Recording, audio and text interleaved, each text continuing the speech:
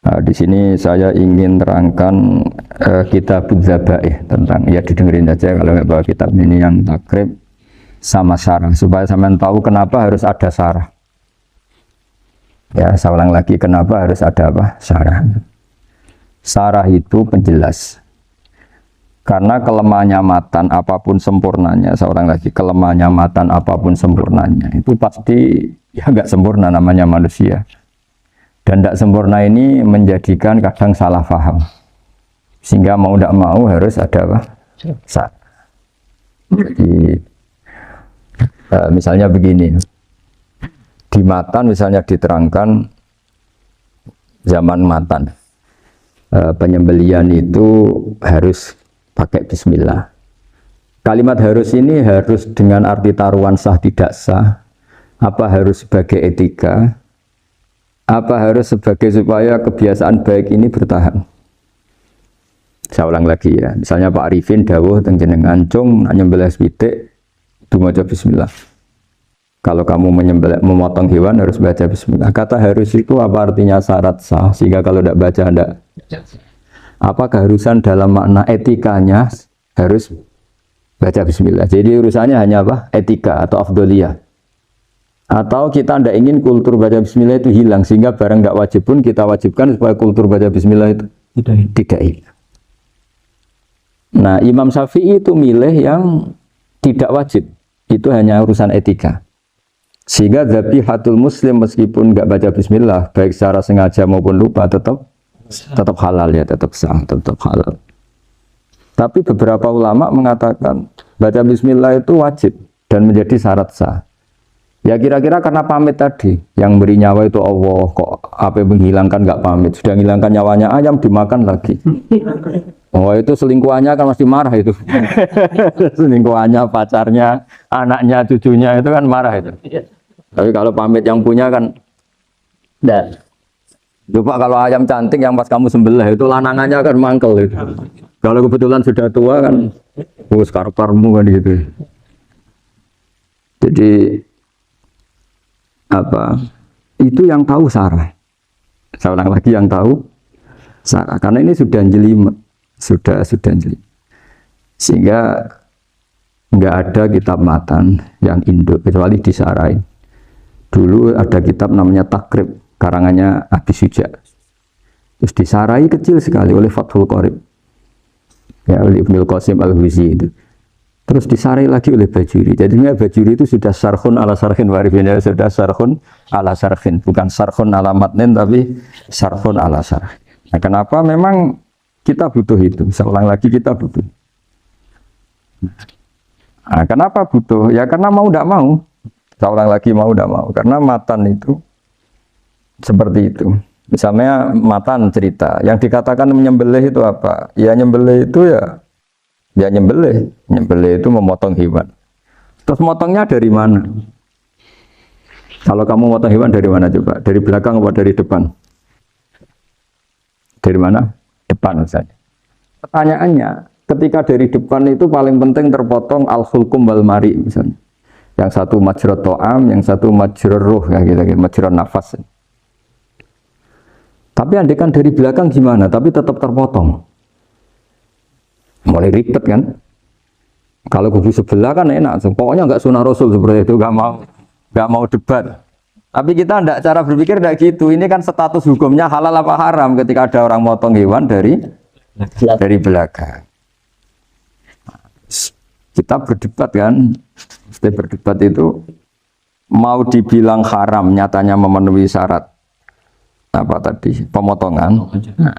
Hukumnya kena, amarinya kena. Mau dibilang halal, jangan-jangan pitiknya sudah pingsan, sudah mati karena dogrok-ogrok dari belakang. Nah itu terus ulama debat, nah, kan mungkin juga. Ya kan, pitiknya sudah setengah kena corona, pingsan terus, ya kan, sudah pingsan terus digorok. Nah seperti ini mau tidak mau kita harus detail. Detail artinya yang dikatakan menyembelih itu apa? Ya nanti tak bacakan takbir di Bajuria sekaligus ijazah untuk jenengan semua. Saya tadi alhamdulillah ketemu Pak Arifin lama, hentikan panjang lebar tentang pentingnya ilmu. Yang dikatakan nyembelih adalah mematikan hewan yang hidup dengan kaifiyah syariah. Seorang lagi, mematikan hewan yang hidup dengan kaifiyah syariah. Nah, kalimat hidup ini mulai masalah. Hidup yang apa? Misalnya ada hewan, saya sering ada ayam jago ketandang mobil, ketabrak mobil, kejet-kejet. Enggak kamu sembelih pun 1 menit lagi pasti meninggal. Ini kan hanya koordinasi prosedur saja. Karena prosedur ayam mati harus kejet-kejet. Enggak boleh enggak langsung peletes mati, enggak boleh. Nah pertanyaannya ketika kejet-kejet ini kamu sembelih, itu halal apa enggak? Wong andaikan enggak disembelih juga sudah mati. Artinya enggak penyembelihan ini kan enggak memberi kontribusi pematian, tapi enggak ngefek. Gitu.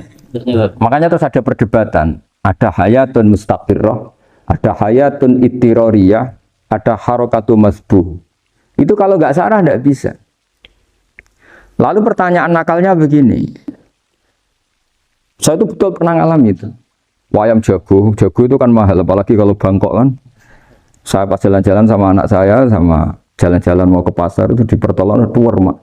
Kusik halal tau nah, kadang tanya orang awam, halal kata saya. Gitu. Padahal andai kan tidak disembelih ya pasti mati. Suatu saat ada yang mengkonfirmasi lagi. Saya bilang kalau kiai ya tidak pantas makan ayam gitu, tapi kalau kamu tidak kiai ya pantas saja. Daripada rata halal lo gerbeng eman kan ribet. Nah sebetulnya itu dalam mazhab Syafi'i itu tidak halal karena dia sudah tidak punya hayatun mustaqirrah.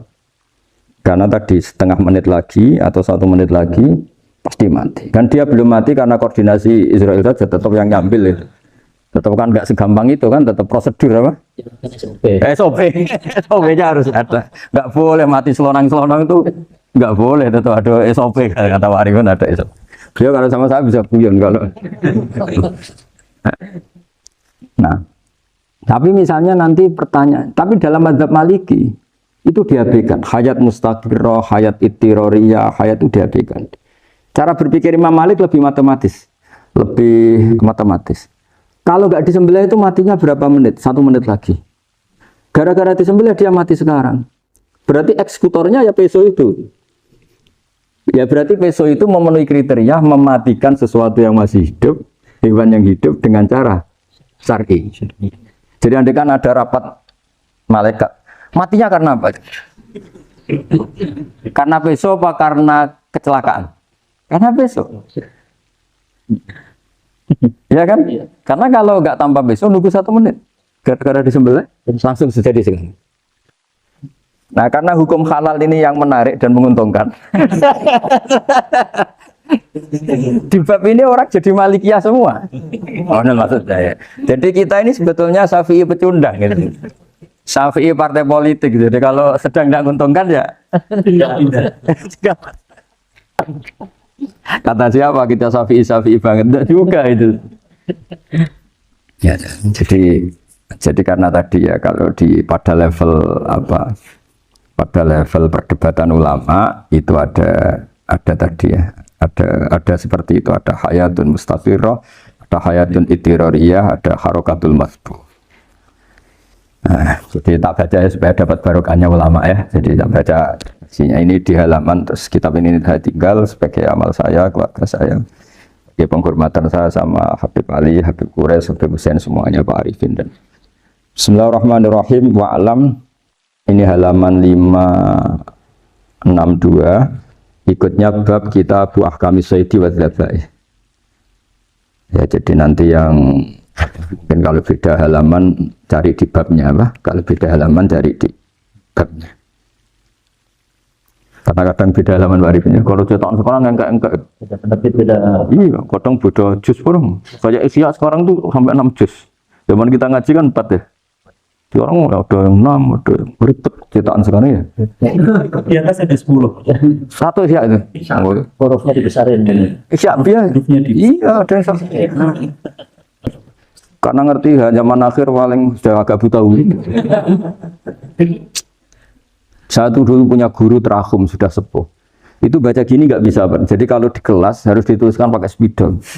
Mulang Minhajul Abidin, sudah sepuh sekali. Kalau ngajar itu nggak bisa jalan, udah pakai beca. Itu yang nulis agak kurang ajar. Nulis CDE cepet bar. Jadi kadang itu apa itu? Beliau masih semangat, tulisannya habis. Lho kok entek jeng. Terus ya wis ya. Jadi nulisnya di HVS baru. Ya, cepat selesai. Iya. Nah kalau beliau pakai kitab sudah enggak perso itu. Anak-anak wah nulis sidik benang ber. Saya ulang lagi ya. Jadi yang mau saya baca tadi itu logika fikih ya. Fikih itu berpikir ya. Di mana-mana namanya menyembelih itu apa? Dari hidup dimatikan dengan kaifiah syariah.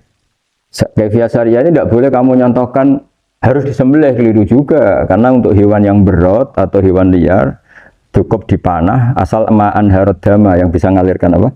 Darah. Jadi makanya saya umumkan bikaifiatin syariah Pak Arifin kan tidak harus motong kan bentuknya. Kalau hewan liar kan atau sapi kurban liar kan, sapi kurban ucul liar kan boleh dipanah, boleh macam-macam.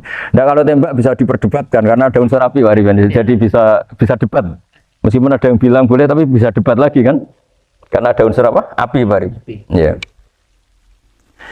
Tapi ini saya cerita umumnya bikaifiatin syariah. Nah karena kalimat hewan hidup, ada kalimat hidup. Hidup yang apa kan pertanyaannya?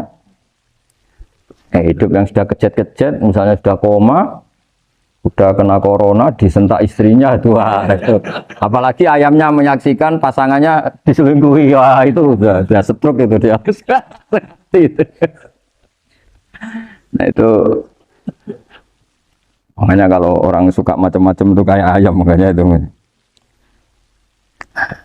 Saya baca ya. Bismillahirrahmanirrahim. Wa'lam annahu yujadu fi ibaratihim hayatun mustaqirrah, hayatun mustamirrah, harakatu masbuh. Wa yuqalu aisyu masbuhin. Wal farqu bainaha annal hayata al mustaqirrah yakunu ma'ha ibsarun bi ikhtiyarin wa nutqun bi ikhtiyarin wa harakatun ikhtiyariyah. Wal hayat al mustamirrah hiya allati tastamiru ila khurujir ruh minal jasad. Wa harakatul masbuh hiya allati la yabqa ma'ha ibsarun bi ikhtiyarin wa la nutqun bi ikhtiyarin wa la harakatu ikhtiyariyah. Bal yakun ma'ha ibsar wa nutqun wa harakatun ittirariyah ini. Wa ba'duhum farraqa bainahuma. Sampai saya terusin. Jadi ini perbedaan-perbedaan pandangan ulama. Nah, Imam Malik itu mengabaikan semua istilah itu. Sing penting pas mbok sembelih iku kecelok urip, corong Jawa iku kecelok urip.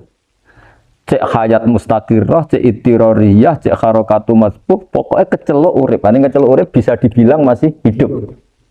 Karena kalau bisa dibilang masih hidup, tetap nanti rapat malaikat kira-kira gitu. Ini matinya karena apa? Karena kecelakaan. Oh kalau kecelakaan 1 menit lagi matinya dong. Tapi kan matinya sekarang ya karena disembelih. Nah tadi saya bilang sebenarnya mazhab Syafi'i itu tidak seperti itu. Karena Imam Malik menghalalkan, biasanya penggemarnya lebih banyak di bab bangsa halal itu kan penggemarnya masih lebih banyak. Tapi ya sudahlah itu masih ahli sunnah karena salah satu dari mazhab. Tapi logikanya juga masuk.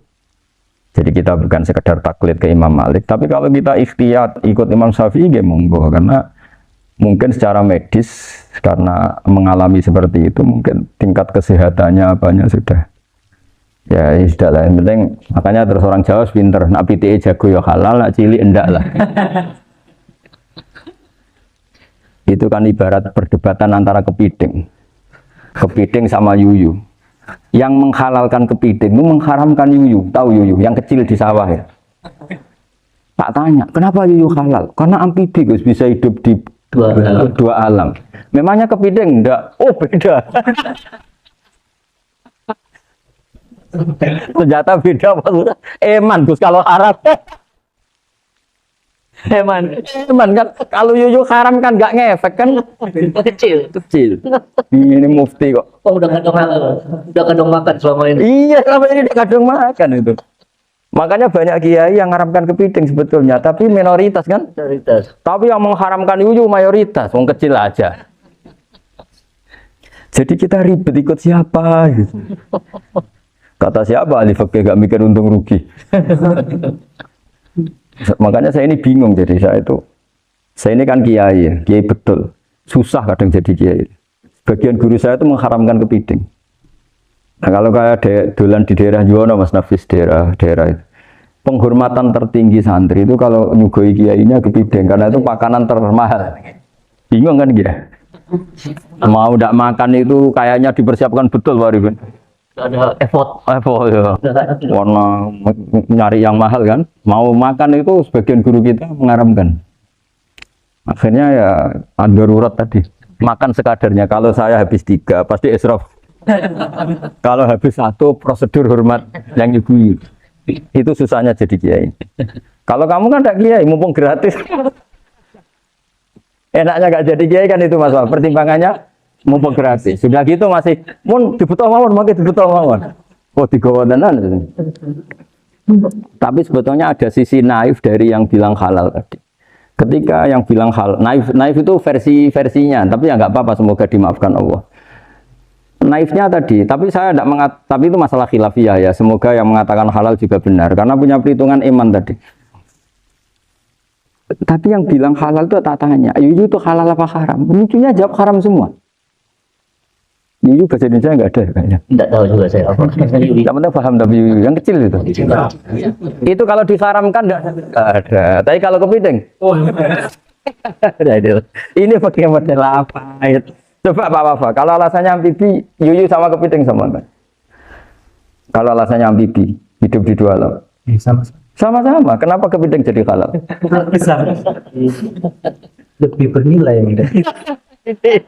Ini juga mufti. Model baru. Yang menghalalkan itu. Iya makanya itu. Kan jadi kayak tadi ayam jago tadi orangnya tak tanya akhirnya. Andekan yang kecelakaan itu ayam kecil.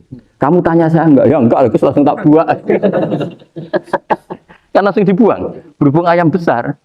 Eman kan. Tapi nurani aja sebetulnya protes. Membelah klekek. Kadang kan apa kecet-kecet itu sudah. Sudah tunggu SOP jangan lupa. Ya tapi apapun itu ini ilmu harus didengar ya supaya sampean tahu ya, ada hayat mustaqirroh, ada hayat mustamirroh, ada hayat ittiroriyah, paling enggak kita ngerti lah. Karena nanti di bab B, ya nyun sewu di bab apa B, itu ya nanti enggak sahnya kenapa? Tidak mutamawal. Misalnya saya punya utang sama Pak Arifin ayam jago, tak bayar dengan jago yang mengalami kehidupan sudah seperti itu kan tidak sah. Meskipun itu hidup tapi sudah tidak hayat yang mustamir, tidak normal. Jadi ilmu itu apapun tidak cocok kita karena beda mazhab misalnya, tetap sebagai apa? Ilmu. Jadi jangan pernah anti ilmu meskipun kita tidak cocok. Dulu saya itu heran sama Abu Hanifah karena membolehkan merujuk wakaf. Wakaf itu kan nggak boleh ditarik kembali dalam mazhab Syafi'i dan hampir semua ulama bilang gitu. Tapi kalau kata Abu Hanifah, jika nazir yang nerima itu tidak sesuai rencana kita, keinginan kita itu boleh narik kembali. Fa innal waqfa atiyatun mahdhah, kata beliau, wakaf itu ya pemberian normal saja. Suatu saat ada peristiwa gini Pak Arifin, ya, ada orang kaya raya mewakafkan tanah. Itu senilai kalau nggak salah itu 60 miliar. Singkat cerita, beliau bermain apa gitu, bisnis apa itu bangkrut. Kemudian itu belum disertifikatkan wakaf. Kemudian nggak ada yang disawang Coro Jowo, nggak ada yang dilihat, terus mau dibeli sama nyuwun sewu sampai yang mau beli yang mampu itu non muslim. Singkat cerita ada orang kaya muslim yang mau beli itu tapi ada problem karena itu wakaf. Tapi kalau nggak dibeli itu malah dibeli non muslim. Tanya saya, akhirnya saya jawab nggak apa-apa dibeli saja. Ikuti mazhab Abu Hanifah. Karena kalau mazhab Syafi'i itu nggak sah semua pembeliannya. Tapi apa artinya mazhab kalau kita berpikir nggak sah, tapi yang jual melakukan? Nah itu yang nggak dipikirkan oleh orang-orang fikih yang di Menara Gading. Apa gunanya kita bilang nggak sah? Tapi yang punya tanah tadi tetap menjual. Karena tidak mengindahkan hukum itu, mau apa? Makanya saya bilang, bagi tentang Gus itu nggak ada kaulnya dalam mazhab Syafi'i. Saya bilang, kamu mengharamkan itu tidak ada gunanya, karena itu tetap dilakukan. Jadi kita pertimbangannya tidak itu, daripada dikuasai situ, mendingan kita. Betul. Nah itu sisi-sisi fikih, makanya ini kita ngaji fikih, tidak segampang itu memberi fatwa, karena pertimbangannya banyak. Tidak hitam putih. Tidak hitam putih, gitu maksud saya ini cerita. Jadi nanti kamu ngerti. Jadi mau apa coba? Itu kan ibarat gini. Hukumnya kita ngajar perempuan itu masalah sebetulnya secara karena itu ajnabiyah. Tapi fikih mentoleransi li ajli ta'lim karena untuk belajar enggak Pak. Kalau sudah jadi fakta itu ribet. Dia maunya belajar sama kamu dan sekali yang lain yang potensi menyesatkan. Jadi fikihnya bukan masalah nazar lagi, sudah penyelamatan. Ribet kan kalau sudah begitu. Saya punya kenangan yang menurut saya itu harus jadi trauma. Siapapun harus jadi trauma. Ini cerita sedikit. Ini masih ngaji fikih, pertimbangan. Ada orang itu sangat khusyuk, Pak Rifin. Sangat khusyuknya di rumahnya Pak Wafa itu nggak ada TV, nggak ada motor, nggak ada apa saja. Ketika anaknya berkembang agak dewasa, itu pertama naik motor, itu ya utang jasa sama kawan-kawannya. Pertama dia ngelihat nikmati TV ya dari kawan-kawannya. Corong Jowo, mbek tanggane lah. Padahal orang tuanya ini protektif justru karena banyak tanggane sing nggak pati Islami lah. Ya mereka orang Islam tapi ya nggak sholat, nggak. Singkat cerita orang tuanya ini datang ke rumah sana nangis bareng. Nangis Gus, sekarang saya ikrar bahwa mazhab Abah jenengan Kiai Nur Salim, mazhab bapak saya itu, mazhab jenengan itu lebih hebat imam mazhab kula. Nangis deh. Dulu saya itu agak menyalahkan Kiai Nur Salim jenengan karena longgar di rumah ada TV, ada motor. Terus dia cerita. Nah karena anaknya ini pertama bisa naik motor, untuk anak ABG ini kan jasa yang luar biasa. Karena dia butuh sekali bisa naik motor, dipinjemin. Akhirnya walhasil anaknya ini yang saya merantau ke Jakarta kemana, hanya lam yusolli wa lam yasum. Padahal anaknya ya kiai kampung. Terus tak ceritain. Akhirnya dia tanya, kenapa sih Gus jenengan sama Abah kok longgar gitu samaan? Tak ceritani gini Pak Arifin, menurut ilmu al-insan abdul ihsan, manusia itu budaknya kebaikan. Karena utang jasanya sama anak ini, ya dia akan anut anak ini. Sementara kenangannya mbek jenengan mbok amui. Tidak boleh. Dia baru ngakui ya Gus saya itu nyun sewu hanya khusyuk tapi kurang ilmu. Tadi dia hanya berdasar khusyuk.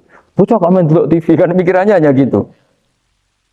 Ini cerita ilmu, saya bukan menjustifikasi manapun, ini kan cerita ilmu Pak Arifin ya. Jadi semuanya itu ada hitung-hitungannya. Coba kalau kita terlalu stakeng be anak pertama naik motor, jasanya orang nggak sholat ya. Pertama roh TV, jasanya orang nggak sholat. Coba terikatnya anak ini sama kita apa sama orang itu? Sama orang itu. Bayangkan kalau umur ABG. Kalau umur tak Pak Arifin, Pak Wafa ini nafsu, astagfirullah kan. Baik gue cok tua nome ya orang. Gaya tok. Bareng tua ada khusus gaya tok. Mestinya namanya bodoh. Ya saya sama-sama semua. Cuma saya kan lebih jujur dari biasa. Jadi orang itu harus ngitung gitu. Itu kenapa Mbah Mun tuh kayak alim alama. Setahu saya dalamnya ada TV. Putra-putra ini lihat TV. Meskipun kita tidak mungkiri negatifnya TV, kita nggak mungkiri Pak Arifin ya. Tapi tadi ketika anak-anak ABG itu pertama lihat TV jasanya tonggoni. Kalau kebetulan tanggane wong soleh nggak masalah ya. Kalau enggak, butuh nangis ke rumah saya itu ya. Nyesel deh. Tapi saya bilang gini, ini jenengan tiang soleh, mesti anak jenengan suatu saat kembali. Coba pola jenengan harus rubah. Ini hebatnya Nabi ketika Sayyidah Aisyah masih kecil, minta diperlihatkan Li'bul Habasyah. Itu ya diturutin kan masyhur itu. Kayak apa nanti? Karena kalau nggak diturutin, pasti Sayyidah Aisyah akan ngidolakan mainan yang lain yang di luaran sana malah. Karena Nabi punya kearifan tadi. Jadi ini kan ilmu, lagi-lagi ilmu. Jadi yang semua itu harus dibaca dengan ilmu. Makanya kata Nabi, ad-dunya mal'unatun mal'unun fiha illa dzikrawah wa ma'alahu aw aliman aw muta'alliman. Karena dunia ini hanya bisa dibaca dengan ilmu. Yang diridhai Allah maksud saya hanya bisa.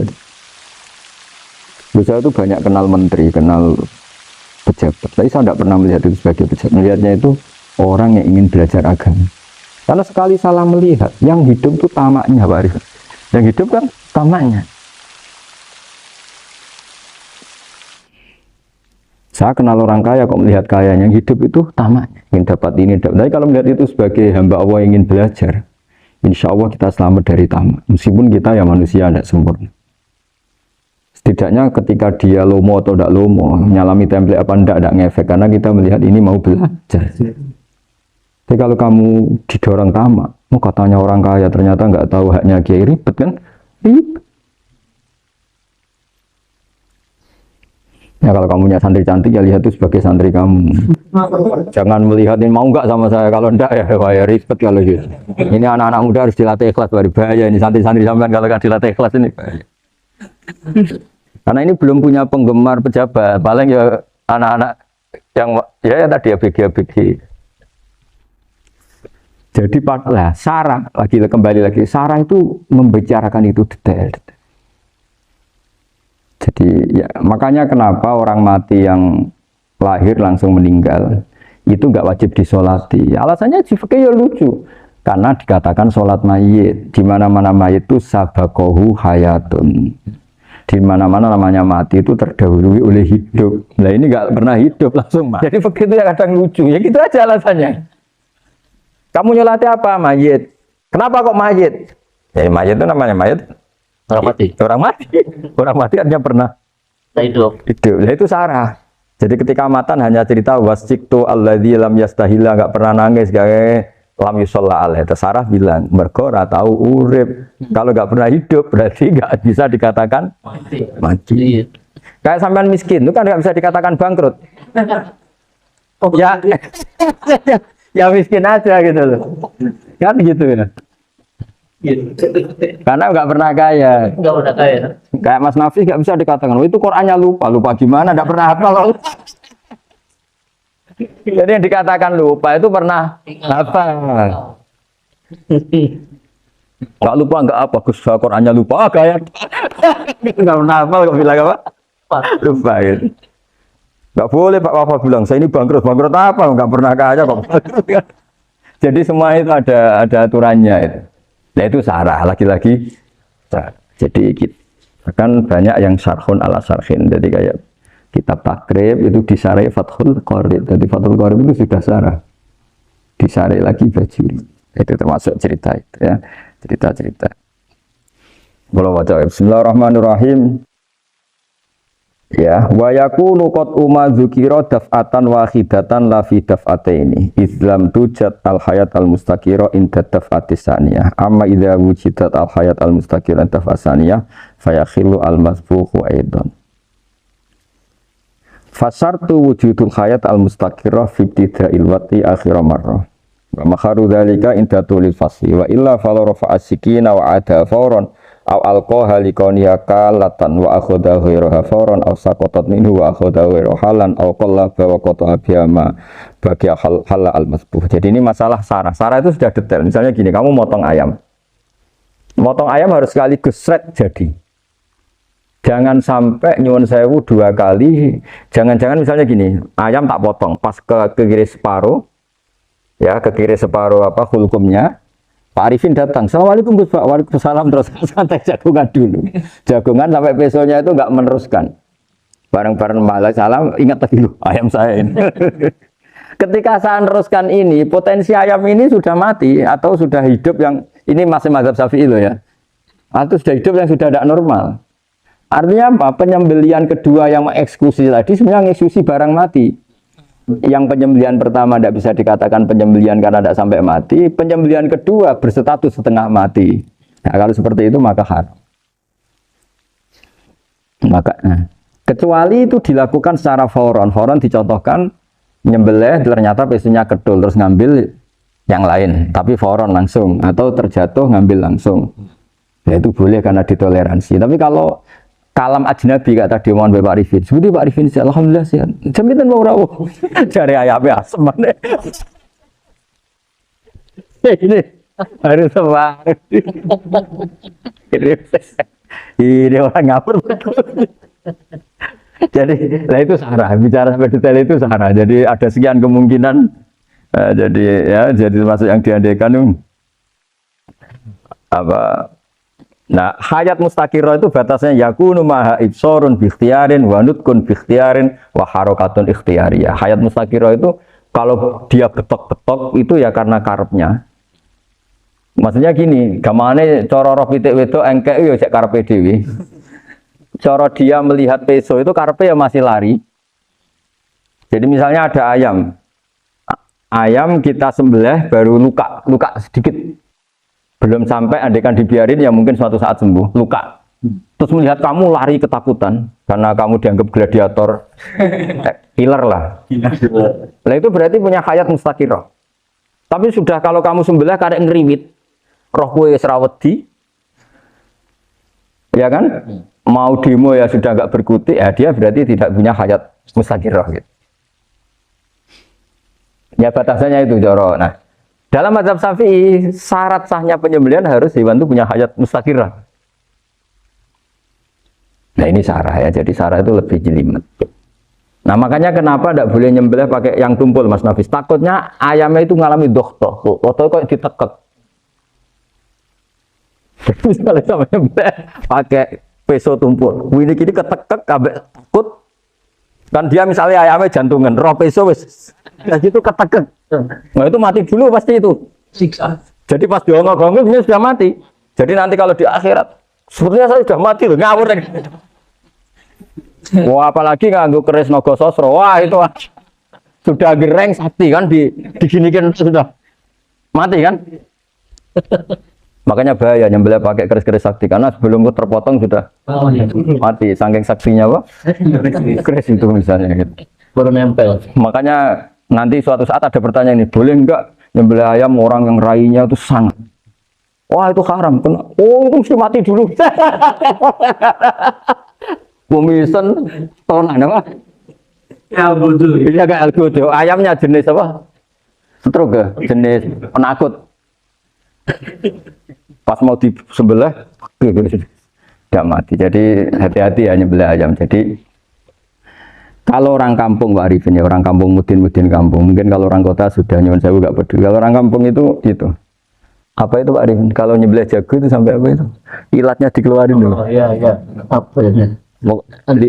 Iya karena takutnya katanya beberapa yang kaget itu kelek apa? Ketelan. Iya ketelan ya. Ya. Itu ya ada kearifan gitu tapi ya terlalu ya menyiksa ayam. Tapi memang potensi katanya Pak Arifin. Katanya yang ahli-ahli itu ya. Jadi kalau dia jago ya mau disembelih saking takutnya itu. Kalau orang Jawa kalau takut kan yang ngelek idu ya. Orang Jawa loh ya. Itu kalau orang takut kan kadang apa kayak nah, ayam itu nak ketakut. Kadang ininya terus apa? Lidahnya masuk. Akhirnya pas disembelih ini enggak kena. Nah, makanya terus banyak mudin yang punya ikhtiar tadi. Pernah lihat Pak yang ayam jago itu? Ilatnya ya, itu ya tidak wajib cuma tidak bisa kita salahkan. Tapi kata penyembelih yang lain tak tanya eksekutor yang lain pokoknya rodok dipenegus. Iku seraiso. Saya belum pernah nyembelih ayam karena ini kan selain nggak profesi saya juga nggak mentolonan saya. Tapi ini beberapa kefiah yang penting kita tahu ilmunya. Yang paling pokok itu qatul khulqum wal mari. Ya kira-kira dalan sing digo nafas sama digo makanan tadi. Ya tapi itu tadi caranya semua itu harus tadi mengalami atau masih punya hayatun mustaqirah. Nah, takutnya dalam konteks nyembelih yang apa tadi? Saya bilang separuh tadi. Separuh. Itu jamnya normal enggak? Itu sudah jam 11 ya? 10.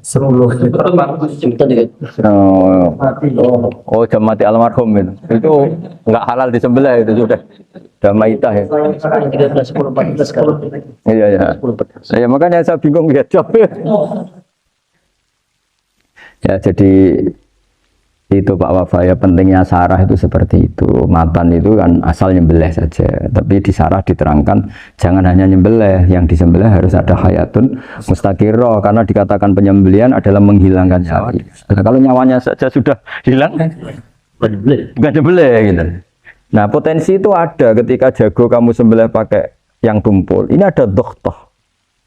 Loh, hewan itu juga kayak manusia loh karena punya hati, ketika takut saja mati. Nah, takutnya ulama kan ini ngalami dohtoh, kayak orang ditekek kan mati kan, ditekek kaget. Contoh gampang gini, orang ditekek perempuan kemungkinan mati itu kecil, karena murni hanya ngalami pernafasan. Tapi nak ditekek wong guaga tatonan kan terus dua reaksi tubuh, takut sama nggak bisa bernafas itu kan lebih cepat, apa? Mati. Kira-kira kan gitu. Lah ini sudah takut, dongok-dongok itu kan. Nyiksa. Saya sering ketemu orang yang ahli nyari ular, nyari apa. Itu ya gitu. Filosofinya sama seperti orang perang. Harus bikin takut. Iku kewan Gus nak disuwentak iku telelekan, jare telelekan iku apa Pak Anda bicara bahasa Batawi itu. Orang kaget terus terpaku itu. Teorinya Khalid bin Walid kan gitu. Kalau perang supaya musuh takut. Kamu tahu kami siapa? Hampir tak gitu ya. Ayat ji'na biqaumin yuhibbunal mauta kama tuhibbunal hayat. Kita ini bawa pasukan yang mereka mencintai mati kayak kalian mencintai hidup. Pasukan kami ini wadar wis, berani modar ya wis gitu. Kira-kira gitu kalau bahasa Jawa itu. Tak mati. Berani mati. Tadi mati. Akhirnya musuh kan nah, di antara syaratnya perang kan gitu, harus bikin musuh itu takut, Ya. gemeter. Nah istilah lekan itu gampang gitu loh. Istilah lekan itu pokoknya tadi loh Pak Arifin, kepaku tadi. Nah agak berkutik. Paham ya? Nah jangan-jangan ayam yang kita sembelih mau wis wedi diongo-ongo mati duluan gitu. Nah, makanya terus kata musannaf kalau bisa itu wa yakunu madzukira bidafatin wahidah. Itu usahakan sekali jadi. Tapi itu bukan berarti syarat sahnya harus sekali jadi. Kira-kira karena tadi gak kebayang kan kalau baru separuh tak Assalamualaikum Gus Pak, Waalaikumsalam Pak Arifin, sebuti kabarnya. Baru itu terus ingat, diteruskan lagi. Kemungkinan ini sudah mati apa? Nah, makanya ya tapi lagi-lagi ini saya ya, tak baca Bismillahirrahmanirrahim wa yakunu qad umadzukira daf'atan wahidatan la fi daf'ataini fa innahu yahrumul masbuh hina idin. Kalau 2 kali, tapi 2 kali maksudnya yang 1 kali ini mengakibatkan kematian. Dikatakan penyembelian belum sempurna, dikatakan hidup toh nanti pasti mati, berarti tidak mengalami hayatun mustaqir. Paham ya? Jadi ini semoga dapat barokah dari para ulama. Jadi saya mohon nanti Pak Wafa, Pak Muntaha, teman-teman jangan hanya baca matan ya. Pada level alim itu harus baca syarah karena matan itu nyun sewu tidak cukup untuk menjawab sekian kemungkinan. Syarah itu sono fardul masalah. Ya Pak Arifin ya mengandekan masalah meskipun belum terjadi ya pengandean sehingga nanti kalau terjadi kalau militer itu apa? A, B ya? Alternatif gimana? Kalau strategi itu ada sekian A, B, C. Kalau A gagal, B sudah siap. Militer. Jadi kalau masuk surga, pintu 1 nggak bisa. Itu kedua. Sebenarnya harus hidup itu ilmu. Ad-dunya mal'unah. Mal'unun ma fiha illa aliman atau muta'aliman wa mawalahu. Ada yang illa zikrawah wa mawalahu aw aliman aw muta'aliman. Jadi dunia ini semuanya terlaknat, seluruh isinya dunia ini terlaknat kecuali orang yang alim, kecuali orang yang belajar atau yang dekat-dekat situ. Nah, kenapa terlaknat? Itu ibarat kita orang Indonesia nggak tahu kalau Pak Jokowi itu presiden, itu kan ngawur sekali. Mas orang Indonesia nggak tahu kalau Pak Jokowi presiden. Kita hidup di PSG nggak tahu kalau pendirinya misalnya Pak Kures Habib Ali. Nggak tahu kalau ustadznya Pak Arifin, Pak Wafa itu kan ngawur sekali. Nah, andai kan tidak ada pelajaran, maka kita nggak tahu kalau Tuhan kita Allah itu kan ngawur sekali. Nempat di buminya, makan rezekinya, kita menikmati fasilitasnya, tapi nggak tahu yang punya. Nah, sehingga di sini kadang orang-orang humanis protes, masa orang-orang kafir yang amal nggak diterima Allah, agama ini kok kayak sadis. Sebetulnya bukan gitu cara pandang. Bagaimana diterima sementara mengamalkan harta yang tidak miliknya. Itu kan ibarat saya punya uang 1 miliar, terus disedekahkan Pak Wafa ke Pak Arifin, terus dia bilang ini dari saya, tolong diterima. Pak Arifin bilang makasih, dunia mbahmu, kan gitu kira-kira. Ya jadi itu logika kenapa ngamalnya orang kafir gak diterima. Karena nggak ngaku yang punya.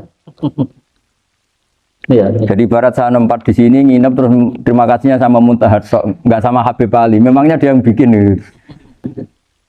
Jadi orang nggak kenal Tuhannya itu buruk sekali. Mal'un. Nah, bisa kenal Tuhannya dimulai dari mana? Illa aliman au muta'aliman. Yaitu harus proses belajar mengajar. Mau tidak mau. Makanya setiap ilmu, makanya saya tadi rembukan sama Pak Arifin, semuanya harus atas nama ilmu. Ibadah itu nomor 2, akhlak nomor 2, semuanya nomor 1 itu ilmu. Sekali ilmu ini hilang, maka semuanya hilang. Makanya di Quran dimulai Iqra' bismi rabbikal ladzi khalaq. Termasuk sifat Allah Ta'ala yang awal-awal dikenalkan apa? Iqra' wa rabbukal. Ketika Allah mensifati dirinya akram, alladzi 'allama. Orang terbaik, paling akram, paling karim, paling dermawan adalah zat sing alama mengajarkan. Makanya kata Nabi, tidak ada sedekah sebaik kalimah yang ditemukan orang muslim, dan kalimah itu kalimah bijak, kemudian diajarkan ke muslim yang lain. Itu disebut afdhalus sedekah. Karena ini mengawal Islam. Jadi saya alhamdulillah semenjak kenal jenengan semua, entah berapa kitab saya selalu bawa ke sini supaya hubungan kita ini bil ilmi. Ya, karena hari Syajaratul Ma'arif beberapa kali sudah saya baca, ini tak ijazah kitab Bajuri ya, syarahnya Fathul Qorib.